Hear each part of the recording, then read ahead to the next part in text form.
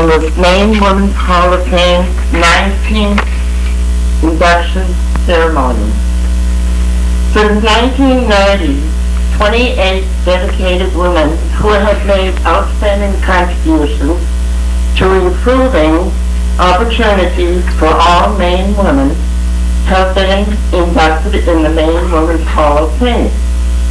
Today, we are honoring 2 more Maine women who have made a difference in our society. Karen Heck and the late Florence Whitehouse.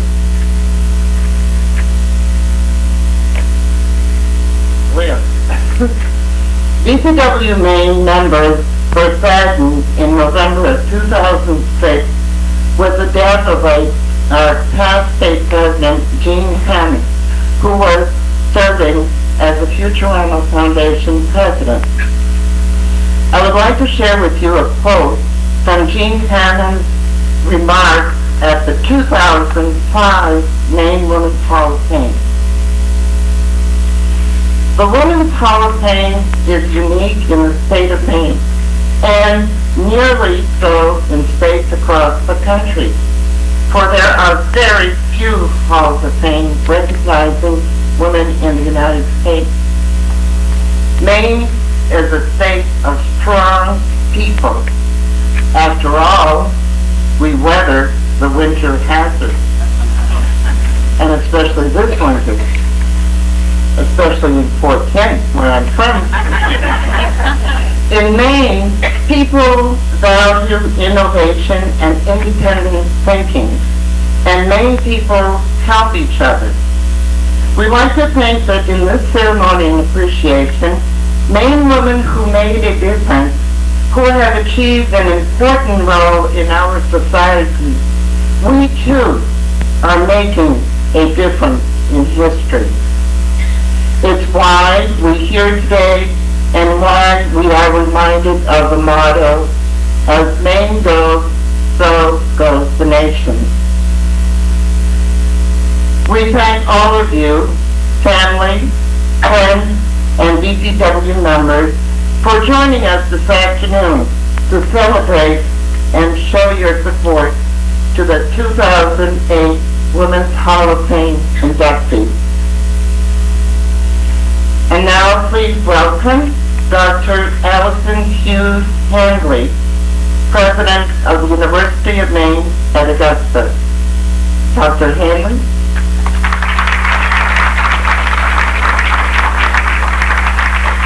Thank you. Congressman Michaud, Representative Miller, Commissioner Fortman, and representatives from Senator Snow and Senator Collins' offices, and representatives from Congressman Allen, and honored guests. It is a pleasure to greet you and welcome you on behalf of the entire University of Maine at Augusta community.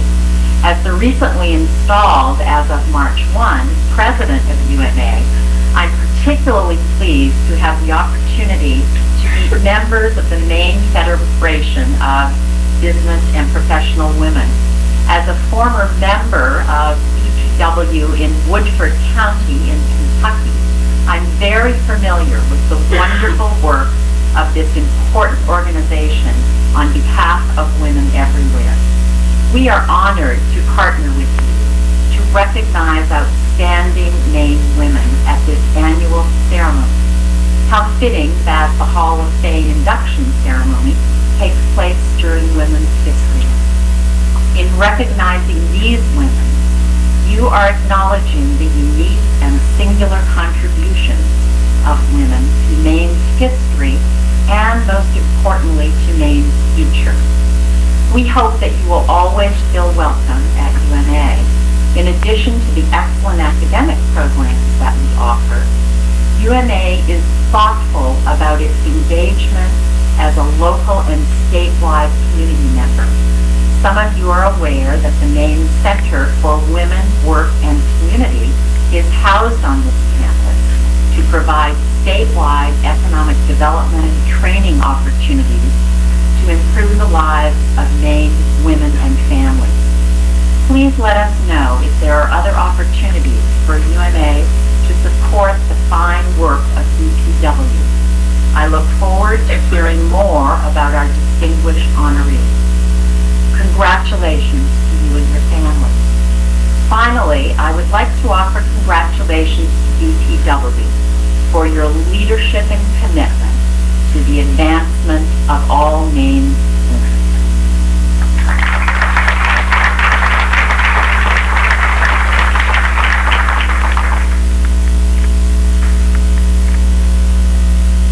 Good afternoon, everyone.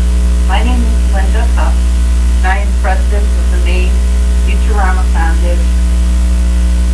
On behalf of the foundation, I would like to welcome you, and we are especially glad that you are able to join us today as we add 2 additional very deserving women to our Maine Women's Hall of Fame.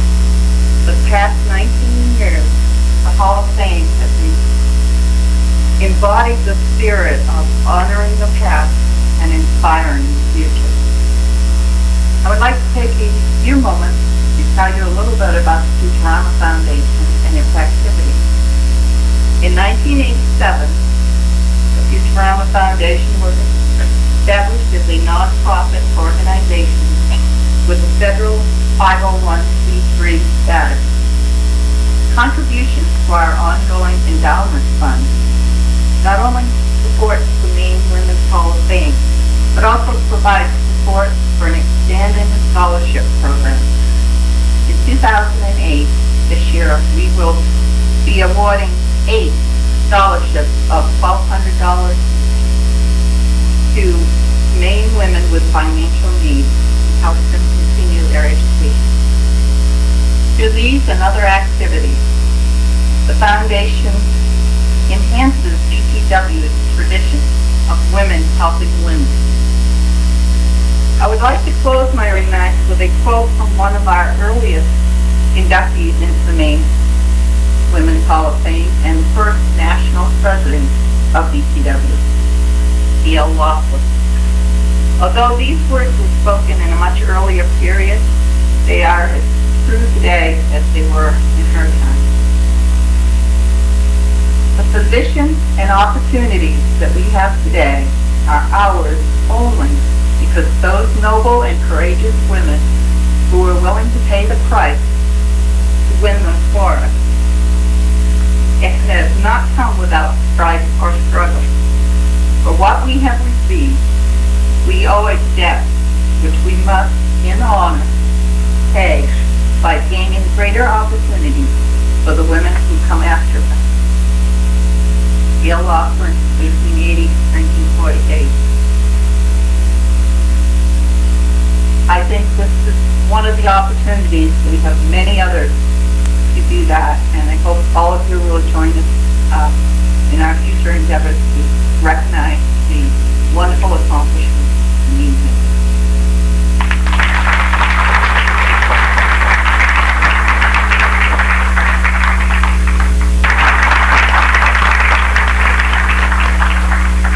Thank you very much. It's a great pleasure to be here once again to honor our inductees. It's a real honor and privilege.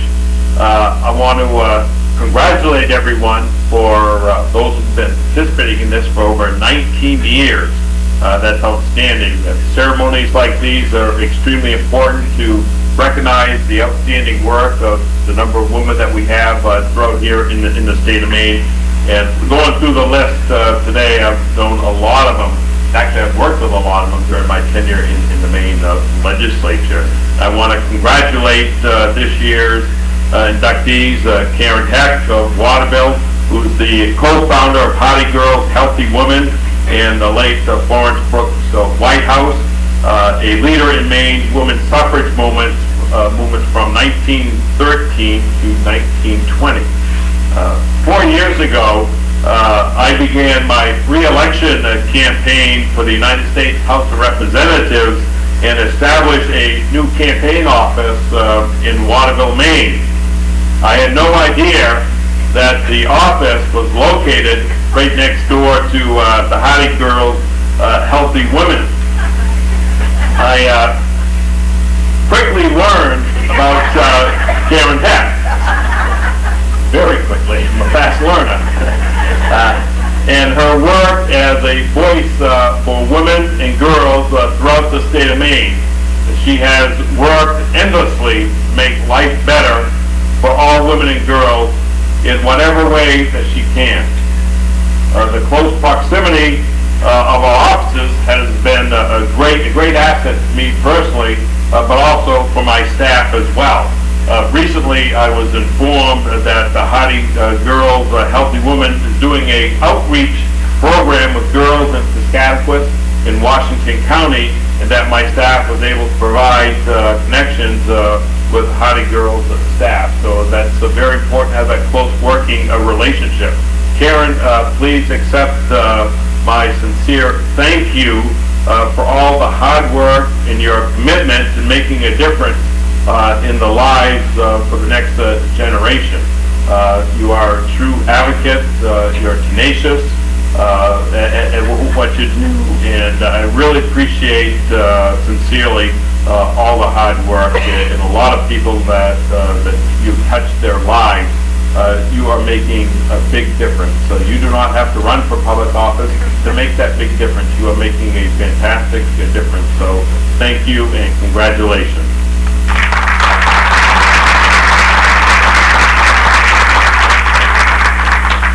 And the late Florence Brooks Whitehouse was someone who was ahead of her time.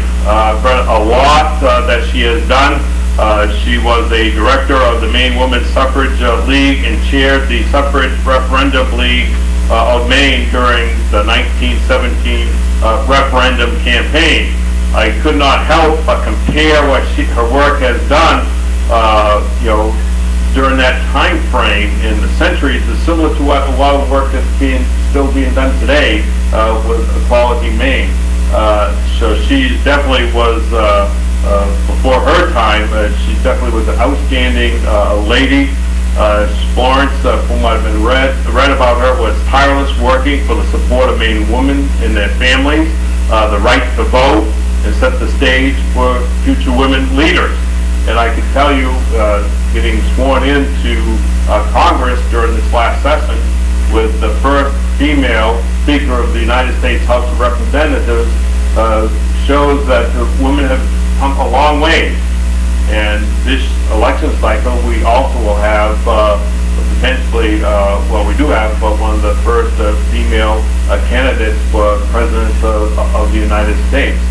Women are making a tremendous change in the world today in policy and moving forward their ideas, which are extremely important. I wish I was around during the Florence time to get to know her, but having had a chance to actually talk to Anne Gossen, who was the great granddaughter, and the other grandchildren of Florence, I can see that if she's anything like her grandchildren and great-grandchildren, she was a fantastic lady, and I would like to congratulate those who are here on behalf of Florence Brooks Whitehouse, and want to say that she is another fantastic lady, and you all can be very, very proud of Florence. So once again, congratulations to the inductees.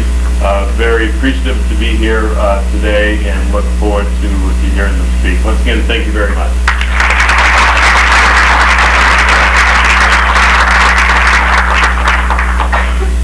Thank you for joining us again this year. We really appreciate you taking time in your busy schedule to have joined us for several years. We think it is important to recognize women, and we're glad that you do too.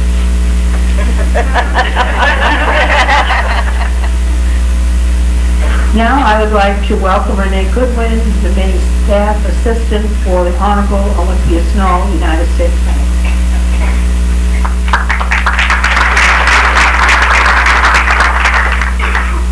Good afternoon. Well, had enough commitment today, and ask me to join you in sharing the words. Dear friends, I'm honored today to extend my greetings and congratulations as you gather for the 19th Annual Maine Women's Hall of Fame celebration. I'm so happy to be part of this yearly tradition that recognizes the women who give selflessly and tirelessly to their communities and the state of Maine. This year's recipients, Karen Heck and the late Florence Whitehouse, are indeed well deserving of the awards being bestowed upon them. Both of these women have worked diligently in their efforts to improve the lives of Maine women. Countless Maine women have benefited as a result of Karen's hard work, hours of volunteering, and advocacy on their behalf. In her efforts to improve their economic independence, literacy, productive rights, and overall safety and health, she's become a true champion. With her unplugging energy, she has given herself to many causes and programs that have blossomed under her guidance. Hardy Girls, Healthy Women, of which she's a co-founder, has provided programs which have provided young girls and women in our state the tools to seek career opportunities, literacy, and the self-esteem needed to go forward in their adulthood. Community activist, Karen has given her time and attention to many causes, including the past 4 presidencies of the Maine Women's Lobby, Family Planning, Waterville Rotary Club, Maine Choice Coalition, and founding board member of Waterville Rape Crisis Assistance, and the list goes on. I'm tired. A recipient of many past awards for her numerous services, Karen takes with her today not just this most recent award, but the respect and admiration of thankful Maine women everywhere. If Florence Brooks Whitehouse were living today, I have no doubt that she and Karen would have much to share and discuss, and undoubtedly become fast friends. Truly a woman with foresight, Florence, like Karen, set her mind to the improvement of the lives of Maine women and women everywhere. Met with opposition in a time when women were supposed to know their place.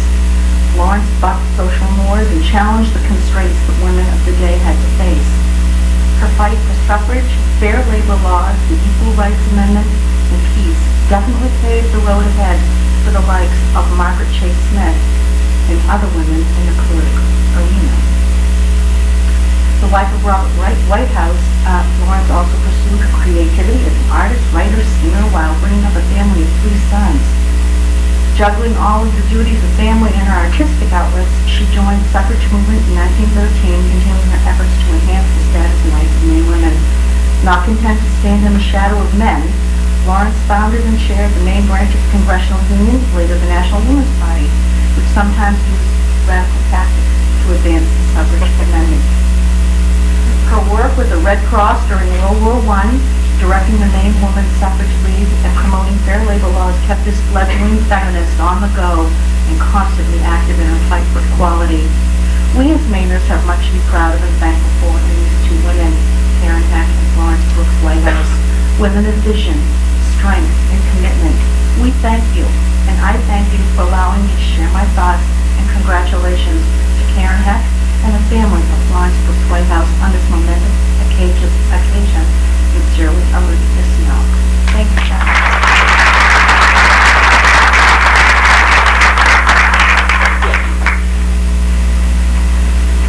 Thank you very much for attending again this year, Renee. We appreciate your giving you Senator Snow, and I know she has copies of them for Karen and for the family of Florence Whitehouse, and I think several of them do, so we'll give them to you at the end of the section.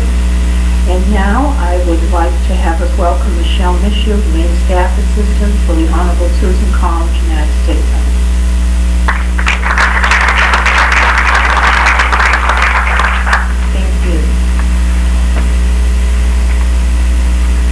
Senator Collins sends her regrets for being unable to attend today, and she asked me to read actually 2 brief letters because she could not be here to attend. Dear Karen, congratulations on being inducted into the Maine Women's Hall of Fame. As an inductee, you join a truly distinguished group of women. I commend your commitment to fighting for girls and women's rights, and I am particularly pleased to recognize your substantial contributions to Hardy Girls, Healthy Women. Thanks to your hard work and dedication throughout your career, you have helped to empower all women. Again, congratulations, Karen, on receiving this well-deserved honor for your many accomplishments and dedicated service. And to the family and friends of Florence Brooks Whitehouse, please accept my sincere congratulations as your grandmother is posthumously inducted into the Maine Women's Hall of Fame. Florence Brooks Whitehouse joins a truly distinguished group of Maine women. Florence will always be remembered for her commitment to improve the status of women through her work as a women's suffrage leader, writer, painter, vocalist, and illustrator.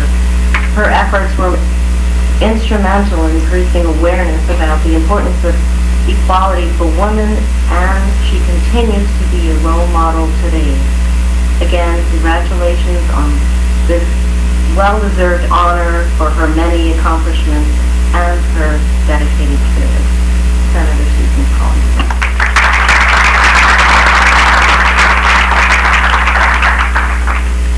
Michelle, thank you for joining us this year, and we appreciate your representative, Senator Collins. Now please help me welcome Celeste Vigier, the staff assistant for the Honorable Thomas Allen Member of Congress.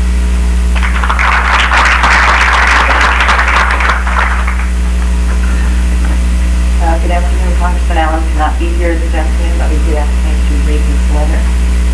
Dear friends, I am pleased to have this opportunity to convey my appreciation to the Maine Women's Hall of Fame for the light it shines on the accomplishments of extraordinary women of this state. This year's choice of honorees continues the tradition of recognizing women whose contributions are very different, yet who are united in their belief that women should be able to follow whatever path they choose. Karen Heck of Waterville is a well-known, extremely well-regarded activist for social change on behalf of women and girls. Among other achievements, she is a co-founder of Party Girls Healthy Women. The goal of this program of innovative learning experiences is not merely girls' self-improvement. Rather, Party Girls provides girls with the tools they need to improve our society, to make their communities and countries more supportive of girls in all their diversity. Karen has also used her enormous talents and energy to promote women's rights in other areas, including health and family planning. A year ago, Florence Brooks, a century ago, Florence Brooks Whitehouse also had a non-traditional view of a woman's place in society. She not only became a leader in the women's suffrage movement, but challenged conventions in a host of ways.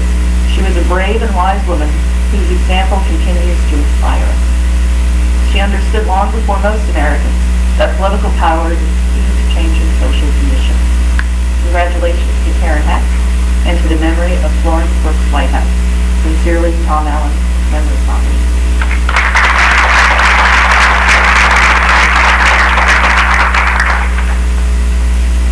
Thank you for attending this year, and we appreciate your representing Congressman Allen.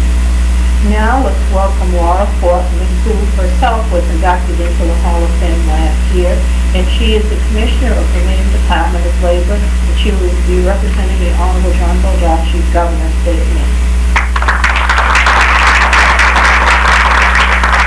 Thank you. And I'll keep it short, and my boss could not make it here today and actually wrote comments for me. I think he was nervous about leaving me loose with this crowd. So I'll try to stick to his comments instead of my own, although I do want to extend my congratulations both to the family of Florence and to Karen Heck. And as I was thinking about the two of you and the different perspectives, but at the same time the same advocacy effort, one of the things that came through loud and clear was the commitment to younger women. I'm sure your great-grandmother and grandmother would be incredibly proud of all of you that she had instilled that same passion and commitment to advocacy, and that her work is still going on today. And Karen, you were on the board of the Women's Lobby when I got there. And the other night I had dinner with my 21-year-old niece down in D.C., and she's doing an internship at Treasury. And I was thinking about all of the work that you're doing today with young women to fundamentally change the experience that they have. When I was talking to my niece Nicole, her world is so different.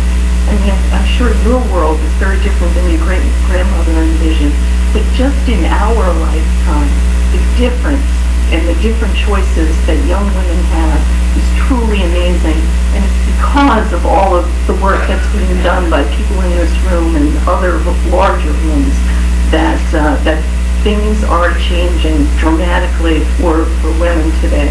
So I wanted to extend my personal thanks. Now I'll get back to my boss's prepared comments. Dear friends, congratulations to the family and friends of the late Florence Brooks Whitehouse on her induction into the Maine Women's Hall of Fame. The incredible legacy left behind by Ms. Whitehouse has marked the way for women of Maine and in the nation. Florence dedicated her life's work to the suffrage cause in our state, despite many challenges along the way. Her commitment to the cause has set an example many have followed, and her bold tactics helped to change past priorities.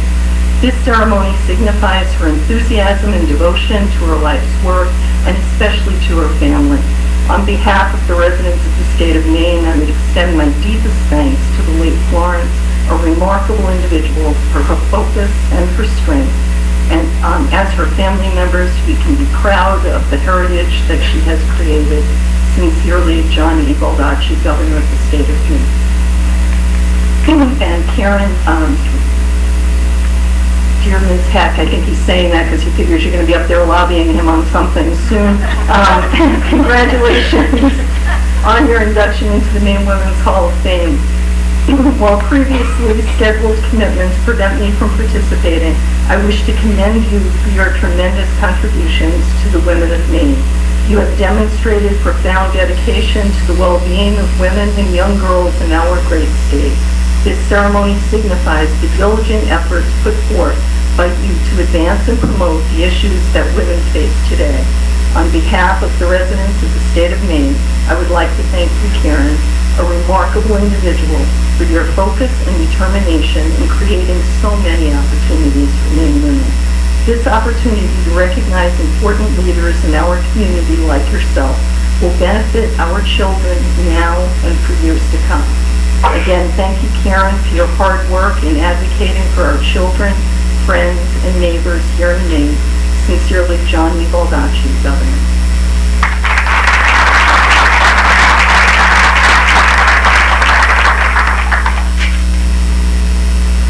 And she mentioned that she had sent out the letter to you, and then we would take her to give each of you the letter. And I would like to thank you, Florence, for giving your own thought along with the governor, because I think it's important from the perspective of having been up here and been honored last year, because we could deal with it very quickly. And now I'd like to give you a little bit of history on the Hall of Fame. It was established in 1919. Nominations are requested each year and are submitted by a variety of organizations, businesses, and individuals. An independent panel of judges reviews the nominations with careful consideration to select one or two honorees to be inducted each year. The Hall of Fame is dedicated to women who have met three specific criteria. The woman's achievement has had a significant statewide impact. The woman's achievement significantly improved the lives of women in Maine, and the woman's contribution has enduring value for women. This year, we are honoring two Maine women with induction into the Maine Women's Hall of Fame. Karen Heck, a feminist, community activist, champion for women's rights, and co-creator of Heidi Girls, Healthy Women. She was nominated by Megan Williams, Executive Director in the Heidi Girls, Healthy Women. And the late Florence Brooks Whitehouse, artist, writer, suffrage leader, peace activist, feminist, devoted wife and mother, who was nominated by her great-granddaughter, Ann B. Gass. The induction ceremony will begin with the induction of Karen Heck. And it is a pleasure for me to introduce the MC for this presentation, who will be Megan Williams from Heidi Girls, Healthy Women.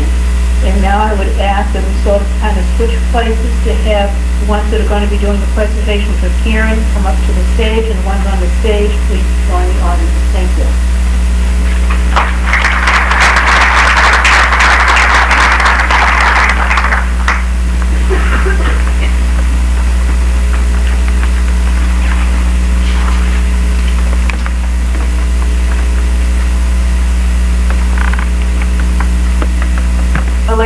Brooke Whitehouse, and Karen Heck, and to recognize what profound effects their life's work has had on the health and well-being of girls and women in England.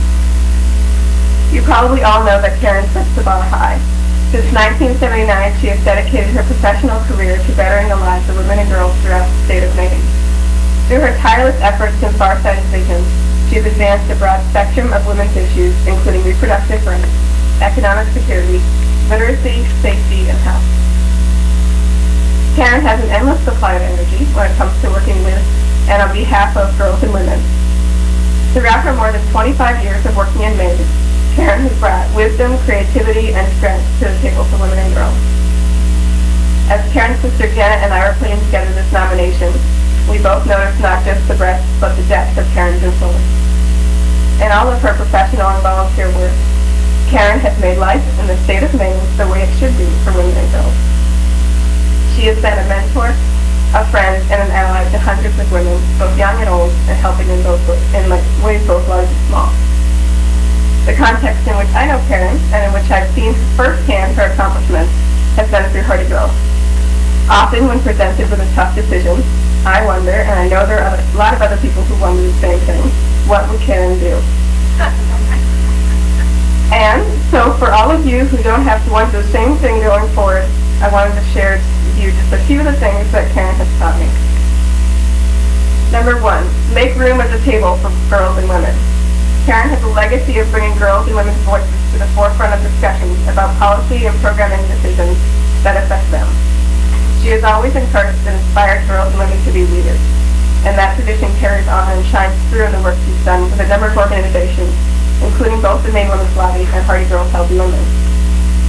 Number 2, believe in the power of girls and women, and great things can happen. Karen started Hardy Girls with 2 other fabulous women, Lynn Cole and Micah Brown. They base their work on the assumption that girls can and will do great things when they're given the opportunities and the support they need. In founding Hardy Girls, these 3 women invested in girls' potential and have seen an incredible return. Number 3, don't be afraid to speak up, be bold, and tell people what you really think. And don't be afraid to call yourself a feminist. In fact, communicate that fact regularly. Shout it from the rooftop if you have the chance.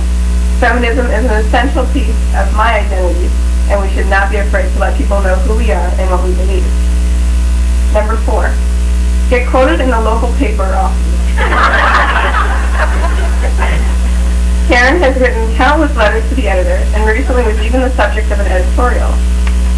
There is no doubt that Karen's opinion counts for a lot, often referred to as the darling of the Sentinel.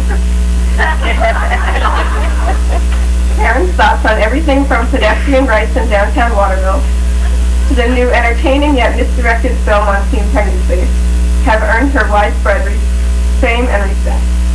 It has also set an incredible example for other women and girls who want and need to be heard. Number 5, never give up. You don't experience this much success in advocating for women and girls and get yourself into the Maine Women's Hall of Fame without working tirelessly for what you believe in.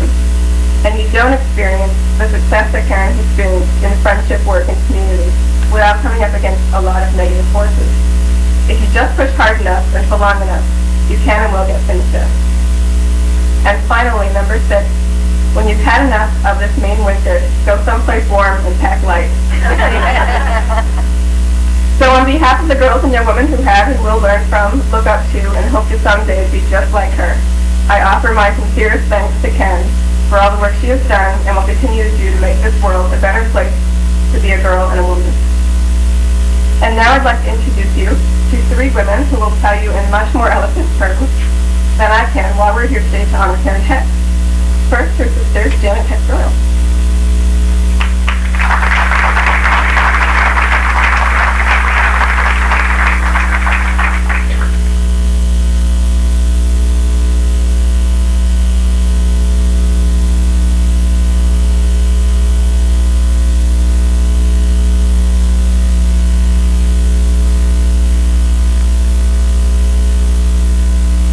Hello and welcome to you all. It's really an honor for me to be here, except for the fact that the weather really isn't so great, and I echo that wonderful thing about packing ice. And I came here from Colorado, where there is a lot of snow, but it also is sunny a lot.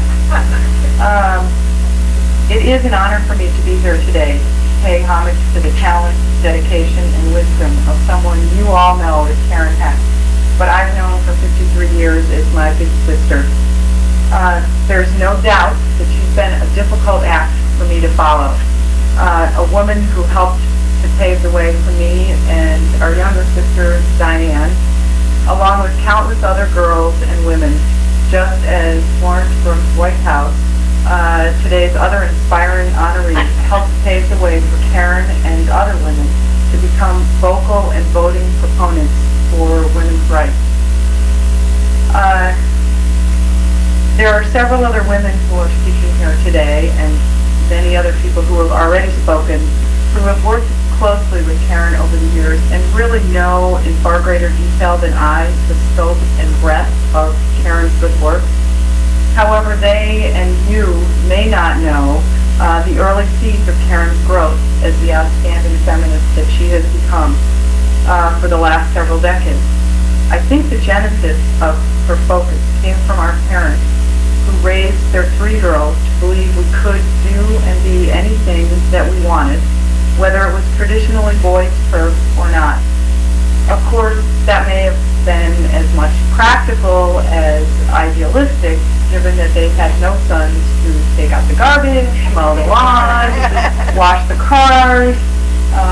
As we grew up, however, it became increasingly clearer to Karen that there was a very large gap between what our parents told us women could do and the size of society's welcome mat for women. As Karen's eyes were opened, she tried to open her family's eyes also. And she cut her teeth on teaching my parents, my sister, and me that the injustices that are imposed on women needed to be fought against and eradicated. One of her earliest triumphs was in enlightening our dad through many spirited dinner table conversations.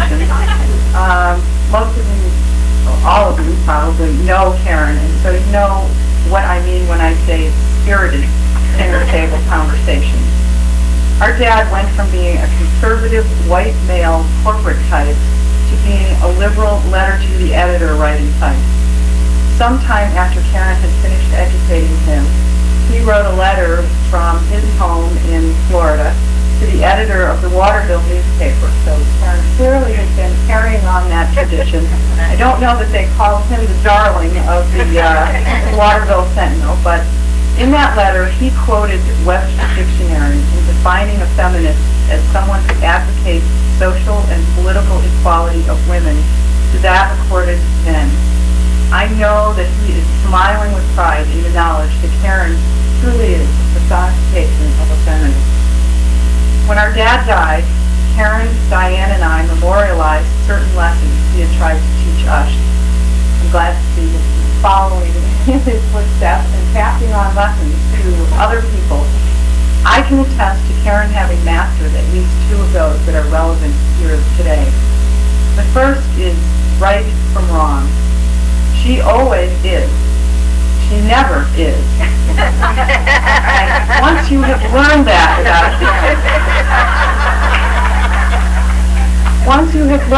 about Karen, all of your dealings with her is smooth sailing. Far more importantly was the lesson, helping people is what life is all about. Karen took that lesson straight to her heart, and that truly is why she's being honored here today. Reading the testimonials to her that accompanied our application to have her recognized as a person deserving of being inducted into the Maine Women's Hall of Fame really truly brought tears to my eyes. They were so eloquent in their descriptions of her and her tireless efforts to improve the lives of women and girls that it's been difficult for me to find any word that more adequately described her. Perhaps the one description that struck me most was, Karen is a force of nature. That phrase brought to my mind the raw strength and fury of hurricanes and tornadoes. And if any of you have seen her in action, perhaps that might recall her to your mind. While we may think of those forces of nature as wreaking havoc and destruction in their path, Karen has harnessed the power of such elemental forces in her determination to blow away the stereotypes and constrictions society attempts to impose on girls and women. Karen, however, is stronger than any of those natural forces because she also uses her strength and determination in a constructive manner to create a better world for all of us to live in. Over the past 3 decades, the causes she has espoused and the programs she has developed have created opportunities that enable girls to see there truly are no limitations on who they are or what they can become. There is no doubt Karen is a crusader, and her efforts have considerably broadened society's welcome mat to girls growing up in Maine. My mother and father frequently said that their children are their greatest accomplishments. Today's induction of Karen into the Maine Women's Hall of Fame bears witness to their accomplishments, and I thank you for honoring her efforts.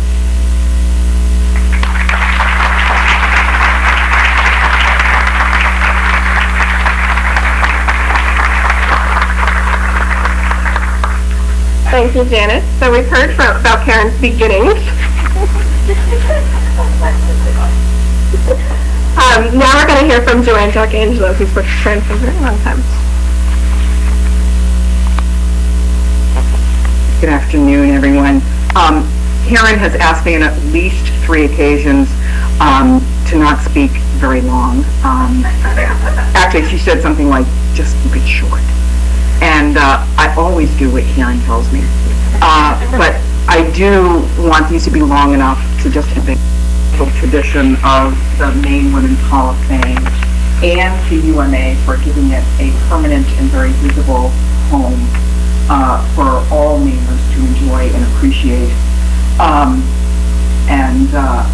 Secondly, I also want to take a moment to recognize and thank another very special woman who is here today, June Heck, Karen's mother.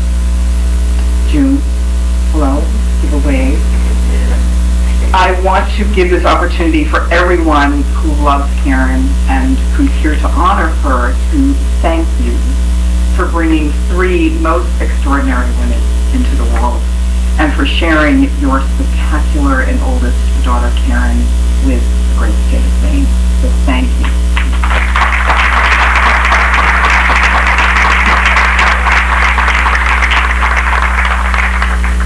So when I started thinking about these remarks for Karen, I actually looked across my desk and I looked at my little desk calendar, which is a sort of daily compendium of quotes mostly by feminists. It's called Wild Words from Wild Women. So just out of curiosity, I looked forward to Karen's birthday, which is June 14th. And there was mine quite amazingly. For June 14th, I was amazed. Right there was the most fitting quip capturing the spirit of Karen Heck. It's a quote from Barbara Ehrenreich, the writer and social critic, and it says, no matter that patriotism is too often the refuge of scoundrels, dissent, rebellion, and all-around hell-raising remain the true duties of true patriots.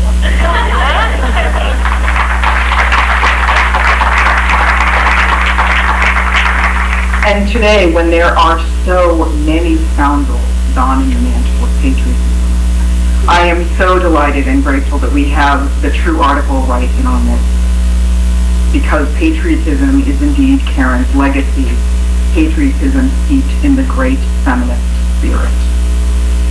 Wherever there's been unfairness or inequality of any kind, Karen has dissented, disagreed, sometimes loudly, and raised her voice, determined to set the wrong right. Wherever sexism or racism or any injustice, oppression, or ignorance has reared its head, Karen's rebelled, riled up the troops, and led the righteous fight. And whether it's been on the editorial pages, as you've heard, in the streets, or through the many organizations that she has founded or led or very generously supported, like family planning, like the Maine Women's Lobby, where she and I connected for the first time, or at Healthy Girls. How raising has absolutely been Karen's hallmark. She is relentless, she is fearless, she is completely focused on making a world more just, more compassionate, and so much richer than how she found it. What I've always loved and found so uniquely extraordinarily about Karen is her abundant generosity. Not only to me and to others who are her friends, but to the entire community and to the world. Karen did not make her life choices based on what she had, or what she could do, or what she wanted. She's made those decisions based on what others don't have, and what they need, or what they dream about. And so her many generous gifts have meant more justice, more opportunity, and more choices for everyone, especially women and girls. And aren't we all so lucky and so much richer because of her? Thank you, Karen.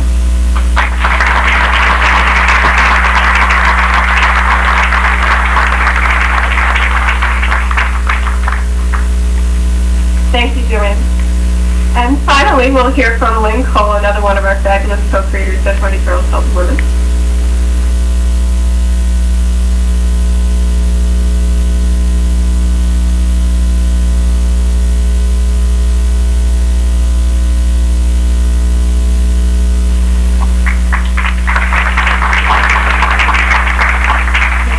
Very much. I too am honored to be here today to join all of you in recognizing a woman who is so deserving of this award.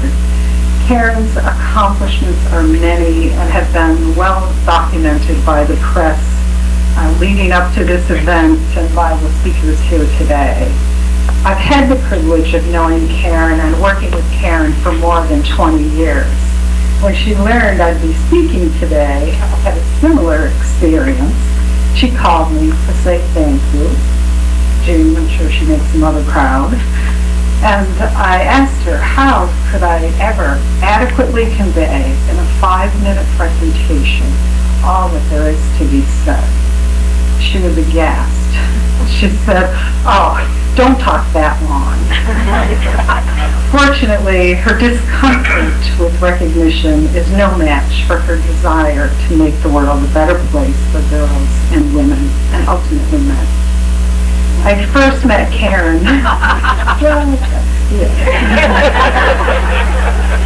I first met Karen when she hired me to work at the Kennebec Valley Community Action Program. From that first moment, all those years ago, I knew she was a force to be reckoned with. After I was on the job for just about a month, Karen and I were working on a project, our very first grant together, the first of many, many grants that we would write together. At any rate, we were working on a project with the late, great Marty Stevens, a former recipient of this honor. Marty was telling us about a recent success, and I don't remember the exact details, but Marty had received a generous donation from a source that was not a typical funding source for her work.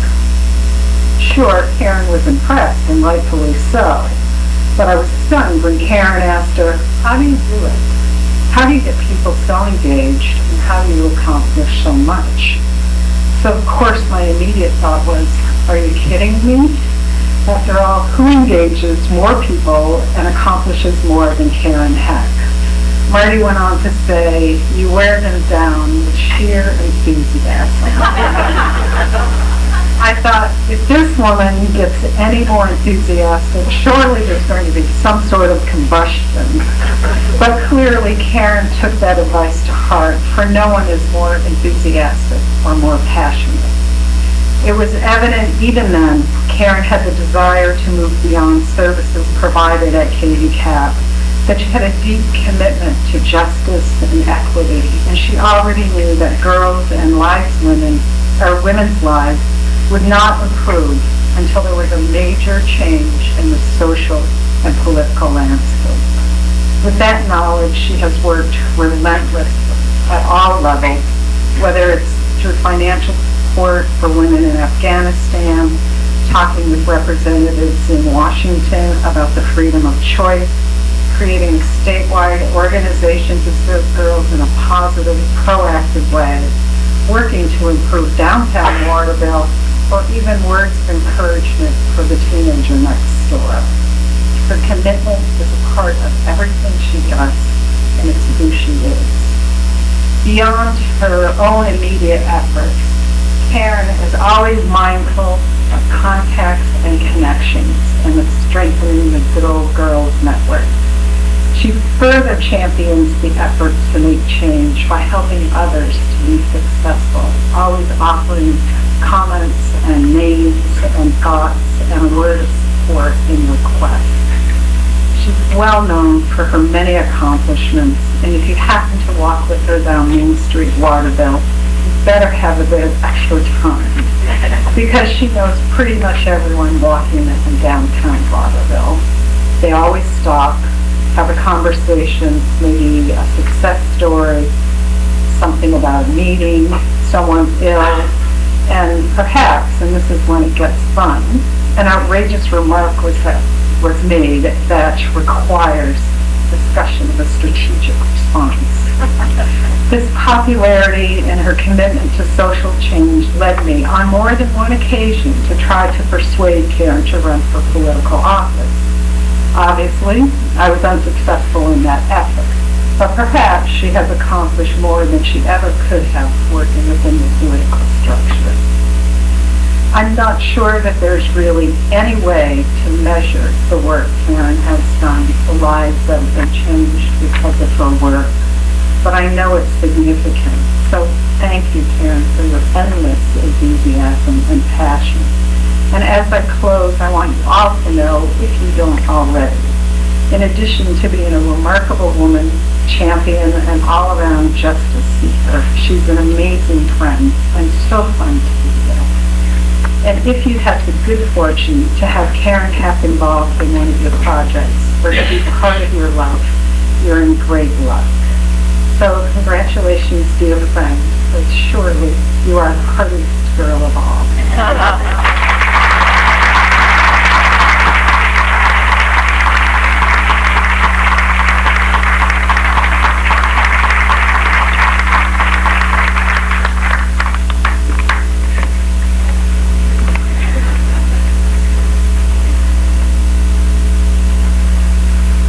From the fine presentation that has been given here this afternoon, I'm sure you're all aware of why Karen Keck is one of the true recipients of the Maine Women's Hall of Fame citation this year. Karen, would you please step forward so I can present your citation to you? I will read it so the audience will be aware of it. The Maine Federation of Business and Professional Women's Club, the BPW Maine Futurama Foundation, and the University of Maine at Augusta present the 19th Annual Maine Women's Hall of Fame Award to Karen Hack, nominated by Megan Williams and the Hardy Girls Healthy Women, presented March 15, 2008 at the University of Maine at Augusta, signed by Dr. Allison Handley, President, University of Maine at Augusta, Burnett Valka, President, BPW Maine Federation, and Linda J. Huff, President, BPW Maine Futurama Foundation. Congratulations.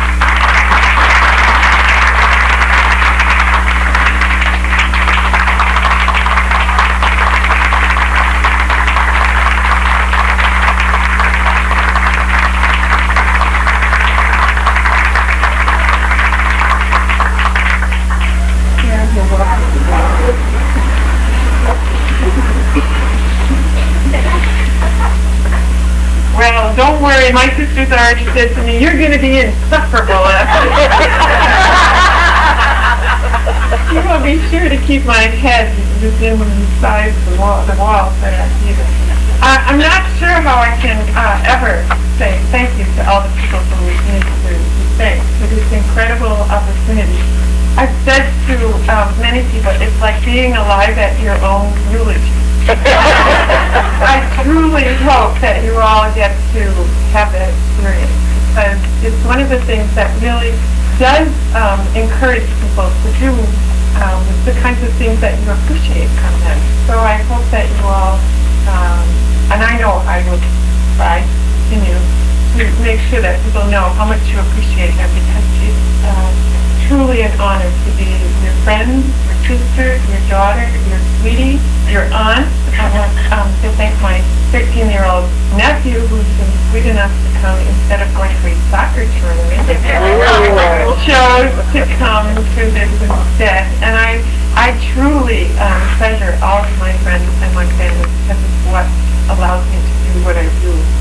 I'm going to try and move this very quickly because we know people are getting really antsy. And feel free to stand up and walk around the direction. I'm used to facilitating and having people meet their own needs. But I want to thank, we're the facilitated. No. In addition to all of my friends and my family, I would love to thank DPW for its foresight and its work to initiate the Maine Women's Hall of Fame. The history that we're taught in school, perhaps many of you have noticed, is, for the most part, written by men about the accomplishments of other men. And generally those men are white and heterosexual. It's not about the other participants in history, of which there are many, including women, people of color, people with disabilities, lesbians and gay men, and even children whose acts of disobedience and heroics and defiance are all too often ignored. And in creating this Hall of Fame for women who have made a difference in Maine history, we get to celebrate women who we've never heard about without the BPW and the University of Maine at Augusta, where their pictures are hung and their histories are told. We get to learn about women such as Gail Laughlin, the first woman from Maine to practice law beginning in 1898, the first president of the BPW Club, and prime sponsor of legislation that stopped husbands from being able to commit their wives involuntarily to an insane asylum. She also sponsored legislation that conferred equal guardianship to mothers and fathers, and legislation that changed the legal age for girls to get married from 13 to 16. Women such as Dorothy Murphy Healy, turkey farmer, teacher, and women responsible for collecting and curating the voices of unsung Maine women into the Women's Writers Collection, which now houses the work of over 400 authors in 4,000 volumes. Women such as Florence Whitehouse, an early feminist who fought for equality for women in a time when scorn and ridicule and public censure were the norm. And that was for such radical ideas as promoting the right of women to vote, labor laws that treated people fairly, and international peace and freedom. And silence. What a brilliant.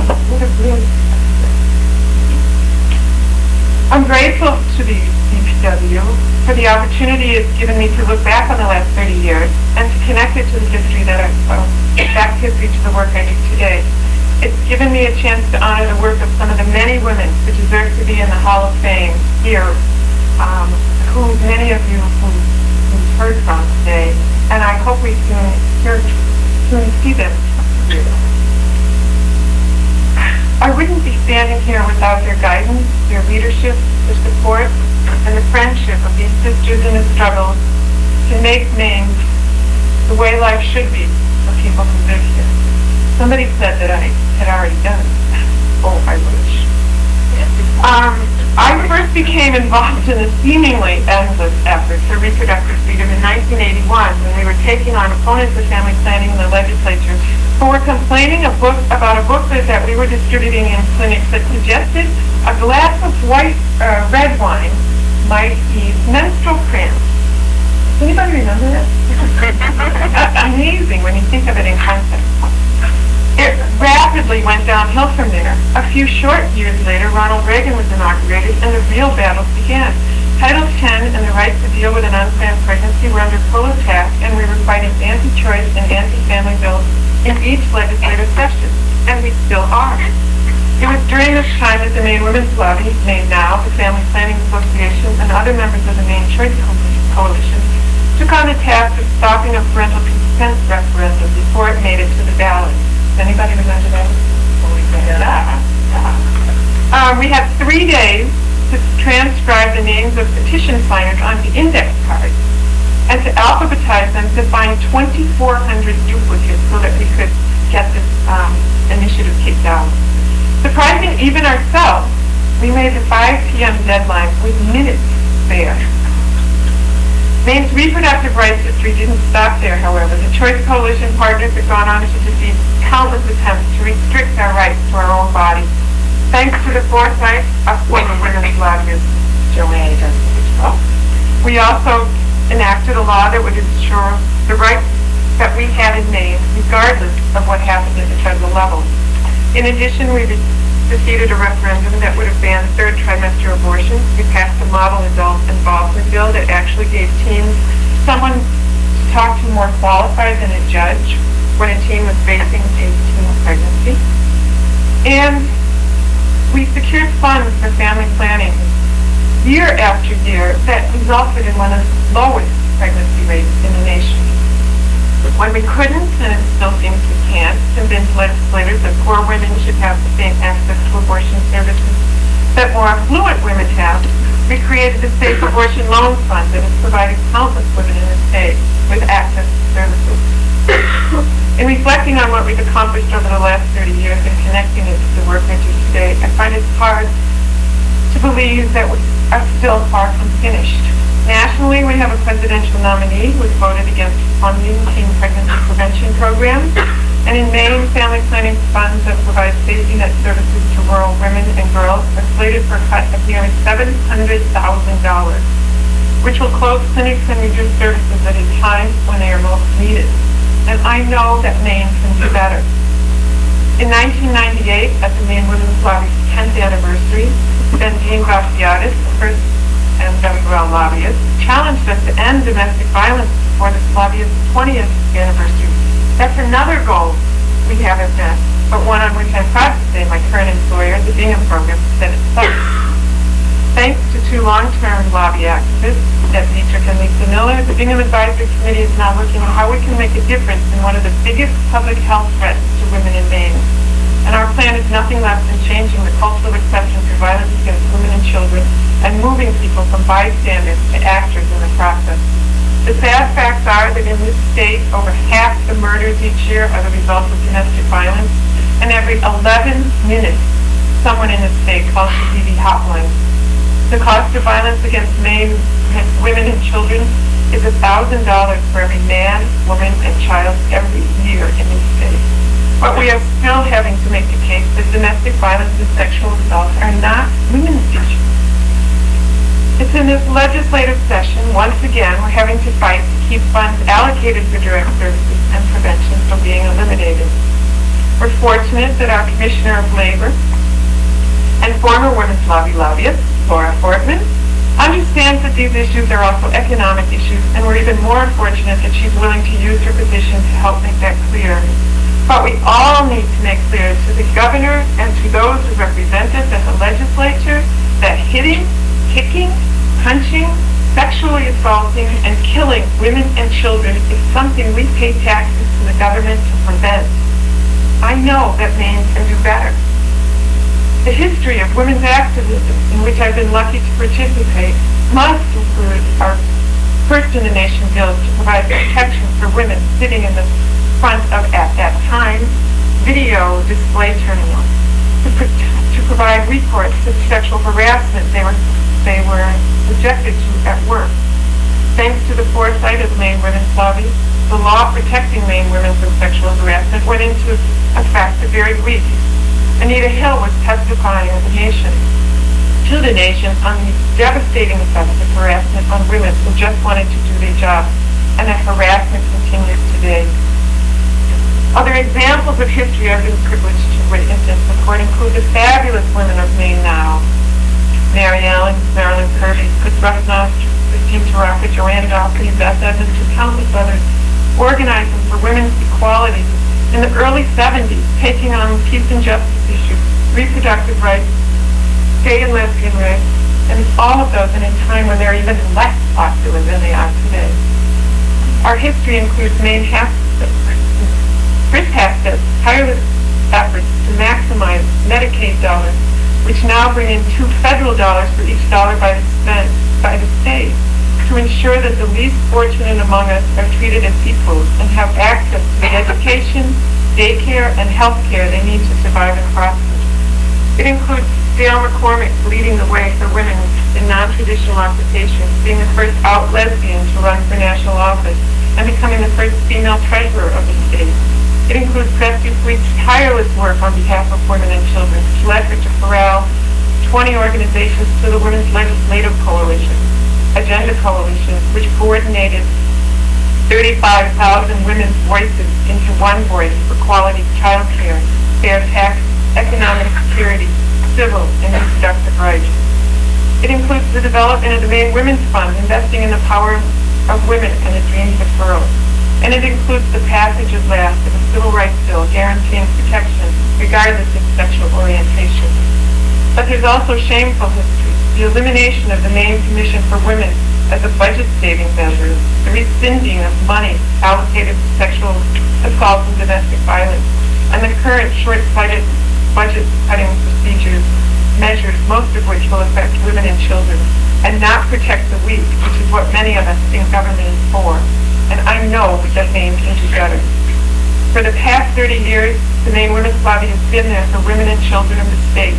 And I urge you all to become members if you aren't already, because our work is far from over, and our ongoing history will record how we deal with these injustices. Fortunately, the BPW Foundation is committed through its scholarship fund to supporting young women, to whom a lot of this work will fall. And I urge you to support that effort and the efforts of organizations like Hardy Girls working on developing the next generation of activist young women.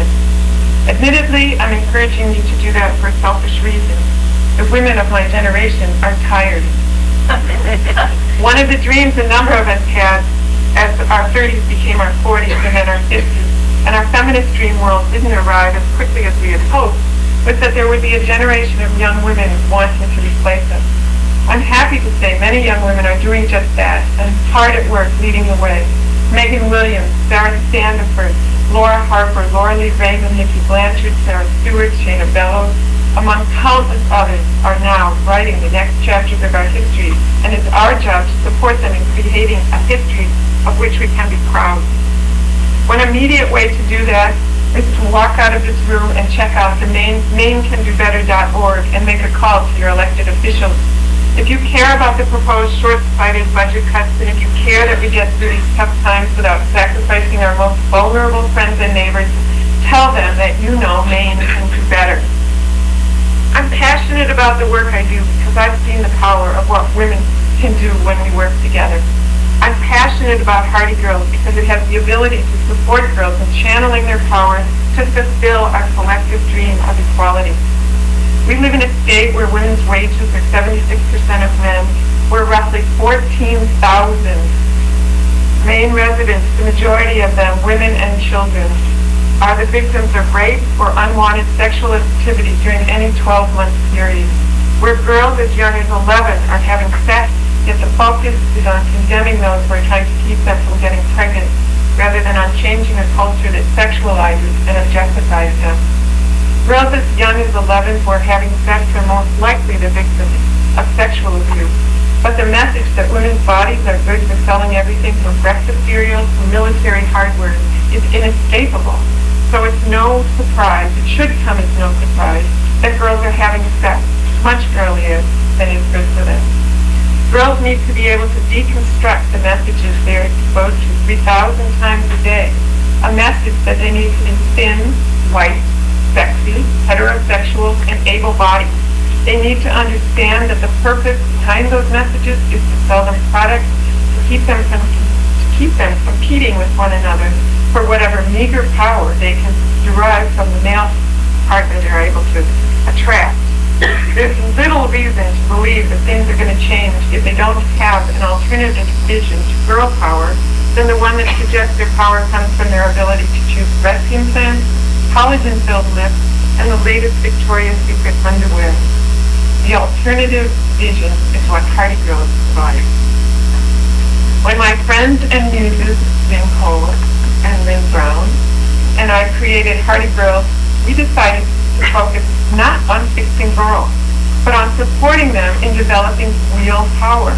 If we give girls the skills to deconstruct harmful messages and to transfer their energy from self-destructive behavior and girl fighting to working in coalition with other girls, they can create the kind of history we are celebrating in this room today, the power of women working to change the world. The vision we have at Hearty Girls is one in which girls unite in coalition with one another to create a world in which all women and girls are independent, equal, and safe, and who wouldn't be passionate about that?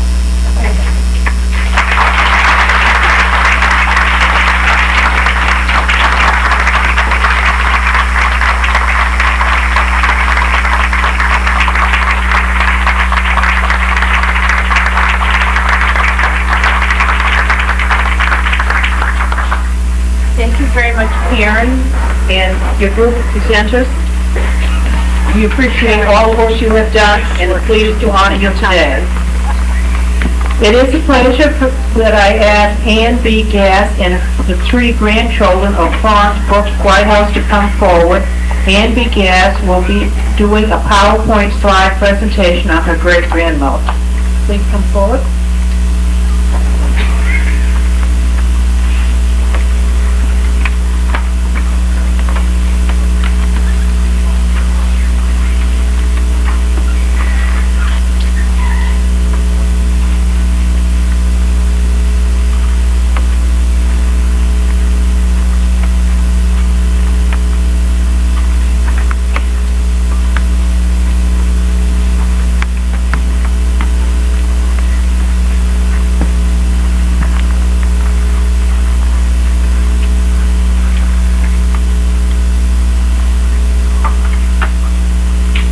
Well, Miss Florence plans to make a appearance here today. You got me.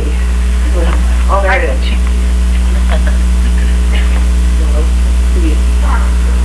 Turn my computer on here.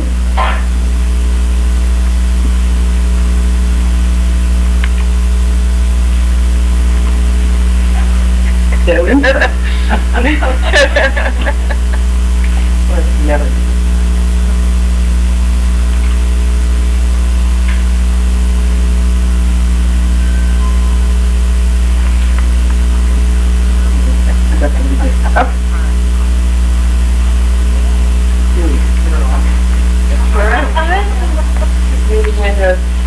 Florence died in 1945, and so there are very few people who remember her. Her grandchildren obviously do, and I asked them to be up on stage with you today.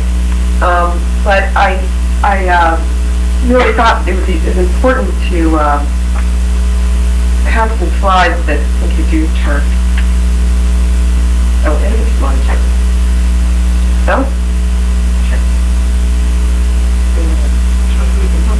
All right, from the beginning. All right, we'll start with. There. Okay. So.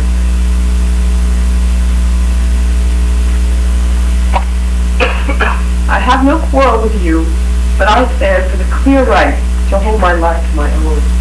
The clean, clear right. To mold it as I will, not as you will. To make of it a thing of brain and blood, of tangible substance and of turbulent thought. No thin gray shadow of the life of man. Your love, perchance, may set a crown upon it, as you have done more one flesh with me. I have no quarrel with you, but henceforth this you must know. The world is mine, as yours.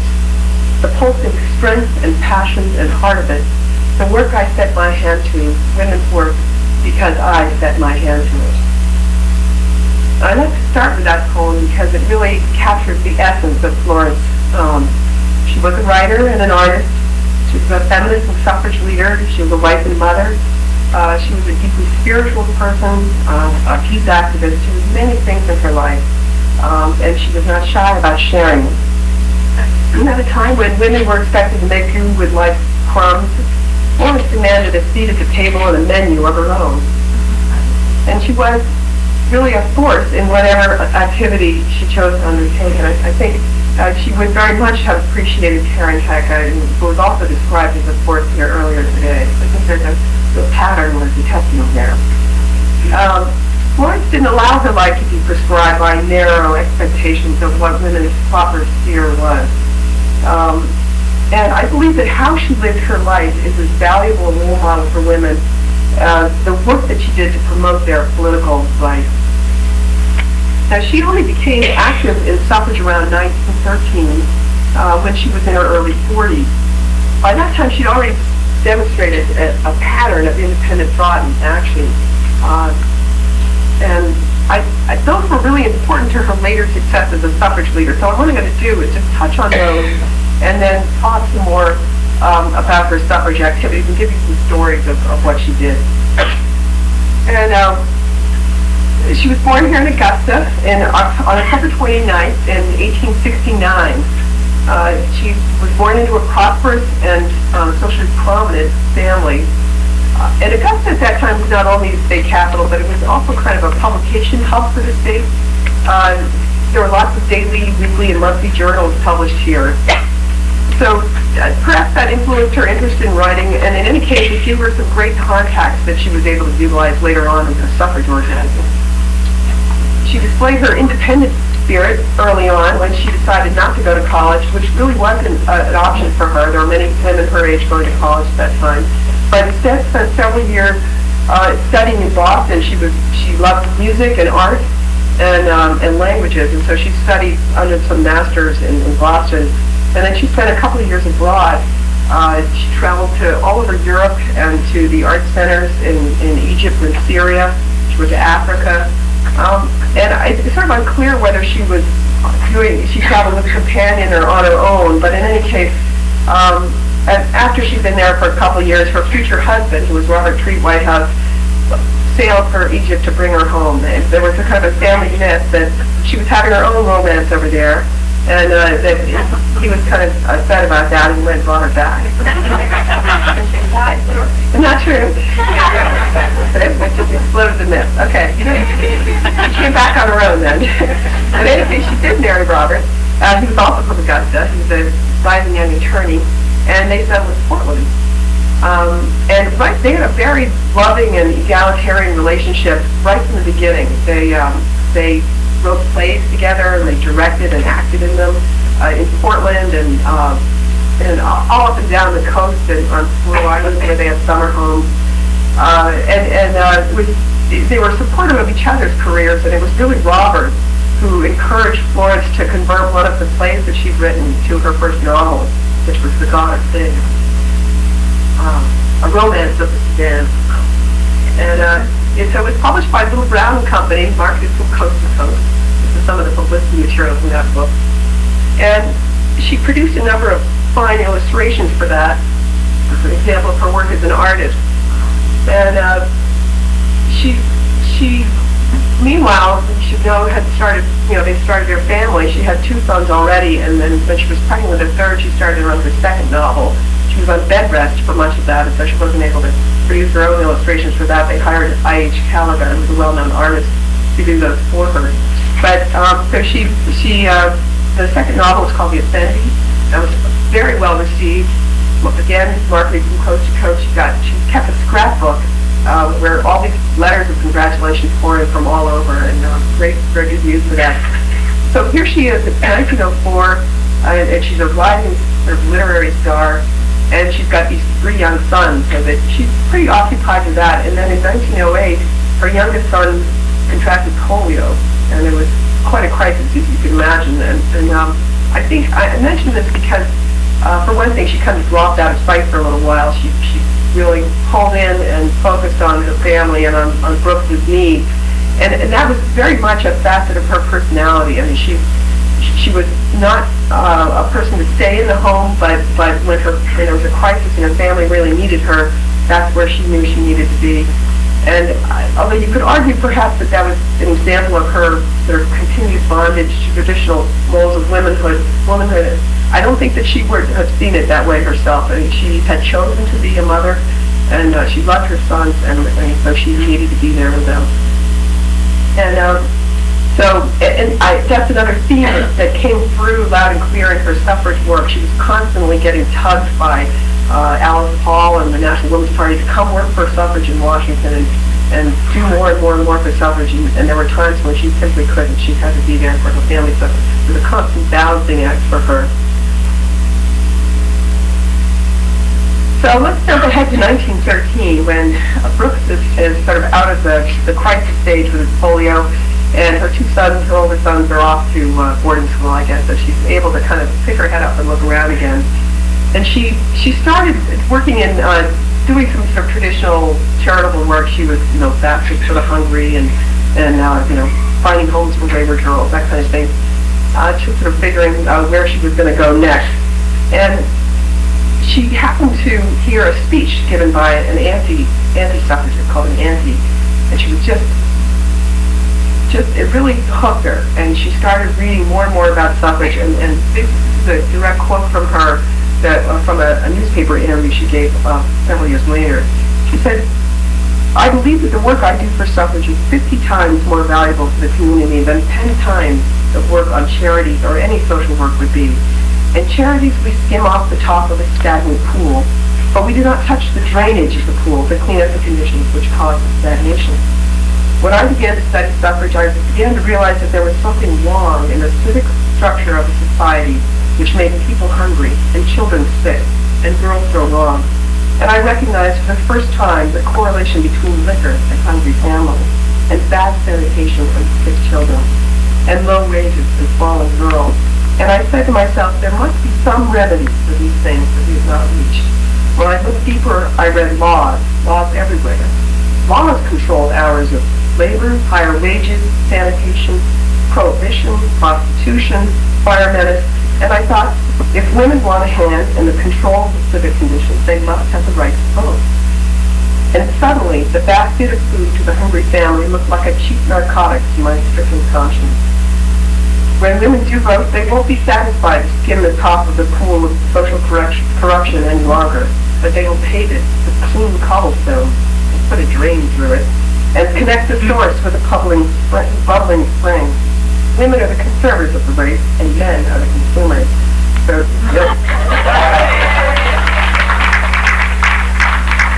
so this was a newspaper interview that she did. You can just imagine that delight in front of some of her friends. But I like that quote because it really shows that Florence understood that the vote was much more than just the vote. It was a means to an end. That was just the first stopping point in a long journey that she planned to take. And in that way, she kind of differentiated herself from other Maine suffragists who didn't really seem to get that connection. They were just sort of after the vote, well, who didn't care what they were going to do with it when they got it. So just a little suffrage history here.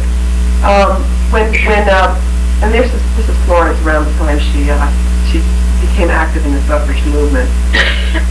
I'm sure, but around the time she became active, need a little suffrage history in case you don't know this. The National American Women's Suffrage Association was the sort of preeminent suffrage organization, NAFA, and they had the state-by-state approach. It was non-confrontational. They didn't want to piss off the men. And Harry Chapman Catt became president just after Florence joined up. It had been working for over 60 years, and all they had to show for it was 9 states had enfranchised their women. There had been 500 campaigns at the state level to win the right to vote, and only 9 of them had finally been successful. They've been working really hard and really long. And that was what Florence really got to early on, and that was all there was. So she joined the Maine Women's Suffrage Association, which was a state affiliate, and a bunch of the local leagues, and started working. She was the rising young star, young at the age of the mid-40s, I think that's young. She was the rising star. Because of her writing ability and her comfort on the stage, she was a great public speaker, debater. She was frequently demanded space. And she had a suffrage column in the Lewiston Journal, lots of letters to the editor. She wrote a pamphlet for the Maine Women's Suffrage Association that was her stump speech, but also they sold to raise money for the organization. So, she was there. Just as we heard today, the leaders kind of grow tired And they kind of want these young up-and-comers to come and take over, and she was it for them. They were excited. But at the same time, there was the Congressional Union, later the National Women's Party, and they just changed the paradigm of how suffrage was won in this country. They forgot about the state-by-state approach. They're going after an amendment to the federal Constitution, and they were going to do it by holding the party in power, the Democrats at the time, accountable for failing to pass the federal amendment. So, in a word, if they didn't pass it through Congress, they would get rid of them in the next election. That was what they were going to do. Suffrage now, out of presently. And so these were the two, in the waning years of the suffrage campaign, these were the two national suffrage organizations who were bitterly at odds with each other over suffrage strategy, and Florence was right in the middle of it, here in Maine. So,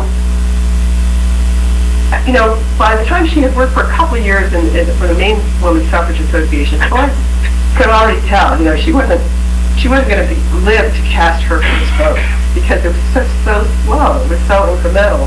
And so she joined up with Alice Paul in 1915 and agreed to form and chair the Maine branch of the National Women's Party.